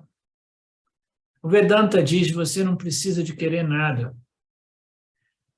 Um incompleto nunca pode se tornar completo através do ganho de objetos que são finitos, né? Um finito, por aquisição, nunca pode se tornar infinito. O corpo humano é incompleto, é limitado, é finito, não importa as pessoas e coisas que ela possa adquirir, acumular, uma soma de muitas coisas finitas jamais irá produzir o infinito. Uma soma de uma infinidade de coisas, né, limitadas jamais irá produzir a ilimitação, né? Então, este é o Vedanta. O Vedanta diz, não, você tem que obter aquilo que é já obtido, alcançar aquilo que já sempre foi alcançado. Esta é a nossa ciência, né? E o único modo é compreender. Está tudo já resolvido. E como a coisa não clica imediatamente, aí as pessoas dizem, tudo bem, é bacana, é lindo, maravilhoso, mas não frutificou para mim. Aí o que as pessoas fazem, Carmen? Elas vão de volta para o modelo, o molde, né? Ação e resultados, porque aí determinadas ações vão me propiciar alguns momentos, né, de Shanti aqui e ali, né? Limitado, defeituoso, temporário, né? Muito, né? Mas ainda assim eu tenho alguma coisa, né? Eu vou correr para o mundo para tentar me resolver para o mundo, porque eu não consigo compreender o Vedanta. O Vedanta, a ideia, se você não compreendeu, seja um Karma Yogi. Compreenda o Criador, a criação, a criatura, e você gradualmente desenvolve as qualificações que te permitirão compreender estas declarações finais do Vedanta. Você não pode obter esta ilimitação através do ganho de objetos. Você só pode através da abordagem do Vedanta. A abordagem do Vedanta é que você já é inteiro, cheio e completo, porque você é a consciência e existência. Jamais você vai obter ou se tornar aquilo que você já é, e muito menos através da aquisição de objetos, de experiência. É por isso que o Swami Shimayananda colocava muito bem. A felicidade não é nada, mas o número de desejos que você realiza, dividido pelo número de desejos que você tem, é a felicidade. Então, esta é a equação. Eu mencionei, o Swami dizia o número de desejos, né, na minha lista de desejos, e o número de desejos que eu realizei, né? Então, ele diz assim, a felicidade, tudo bem, né? Mas o número de desejos que você realiza, você tem que pegar o número de desejos que você realizou e dividir pelo número total de desejos que você tem, aí que você vai medir a sua felicidade, né? Então, se você tem 100 e você dividir, né? Se você tem 100 desejos e realizou 5, então a sua felicidade é o quê? De 5%. Que felicidade medíocre, né? Medíocre. Eu tenho a minha felicidade de 5%, né? Aí, eu realizei 10, mas agora eu tenho 200 na minha lista. Então, a minha felicidade é de 0,25%, de 2,5%, né? Então, a equação da vida é essa, o realizado e o que está por ser realizado. Aí a gente vê o quanto perturbado a gente está para, né, em vez de dizer o quanto feliz a gente esteja, né? Ok. Mas o que eu descubro é uma coisa peculiar. No momento em que eu cumpro o meu último desejo, ele vai dizer o que eu já notei, o que eu já apontei no início, né? Quando eu cumpro o meu 10º desejo, eu descubro que a minha lista cresceu.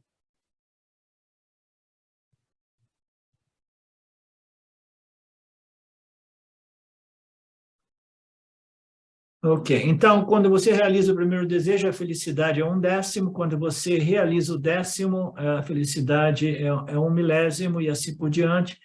Progredir de 1/10 para 1/100 de felicidade. Progredir, entre aspas. Como você sabe, é por isso que o rosto da pessoa de 60 anos é o mesmo que ela tenha cumprido tantos desejos ou não. Seu rosto continua sombrio, caminhando esse em si, entendem-se. Então, eu tenho que editar um pouco isso. Eu vou ler de novo, editar. Eu peço desculpa, eu esqueci de preparar essa leitura aqui. E qual é a ilogicidade em tudo isso? O finito quer se tornar completo, o incompleto e limitado quer se tornar completo e ilimitado. Isso é impossível. Não importa o quanto a gente lute para isso, mas o que é incompleto permanecerá e morrerá incompleto. Então, a gente precisa compreender aquele aspecto da nossa existência humana, nossa aparente existência como humanos, que já é completo por natureza, né? É a única saída. E se a gente compreender isso, aí o que acontece com o corpo-mente? Ele se torna o quê? Ele se torna completo, cheio, né? Não, não é bem assim. Né? A gente diz, a minha natureza é purna. A minha natureza é purna na consciência como consciência. Eu sou este purna, a plenitude, né? Mas eu manifesto como o corpo-mente, né? Eu sou limitado pelas leis de Mithya, né? Limitados pelo tempo, pelas minhas habilidades, as minhas capacidades, os meus conhecimentos, tudo vai me limitar. Eu sou limitado porque eu sou uma mulher. A Luciana, se ela disser eu sou uma mulher, então ela não pode ser um homem, então isso já é uma limitação grande, né? Então, qualquer característica ou atributo que nos defina já é uma limitação.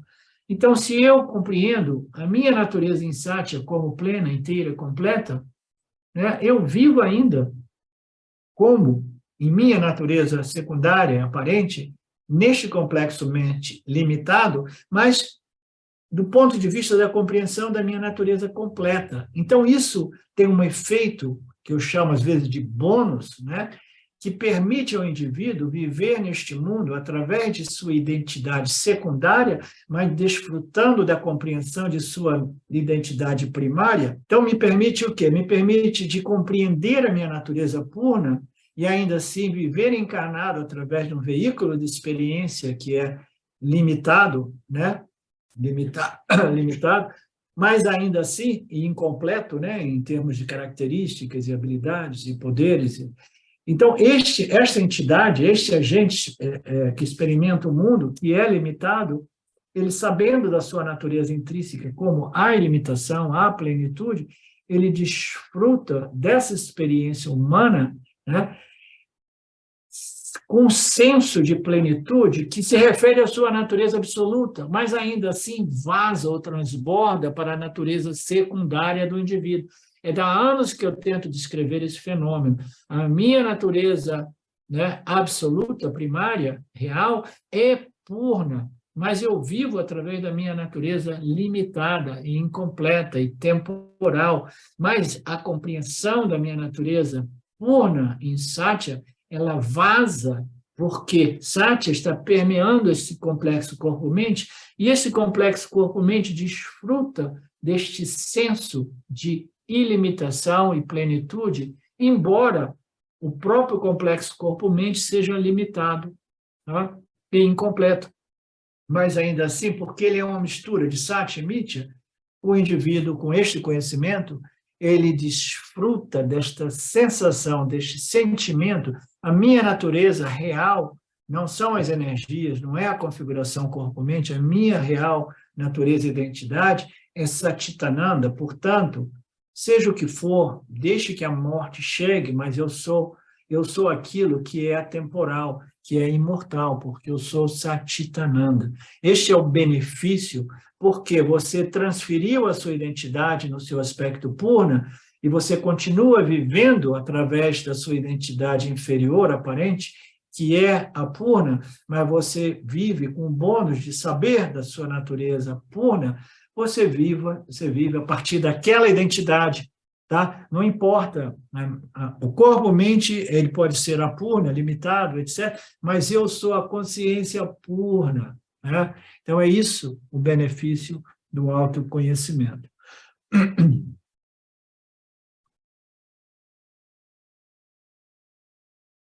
Ok, então a gente para por aqui. O professor, o Felipe, ele enviou no chat privado para mim aqui uma pergunta. Felipe, você está aí? Fala para ele falar a pergunta.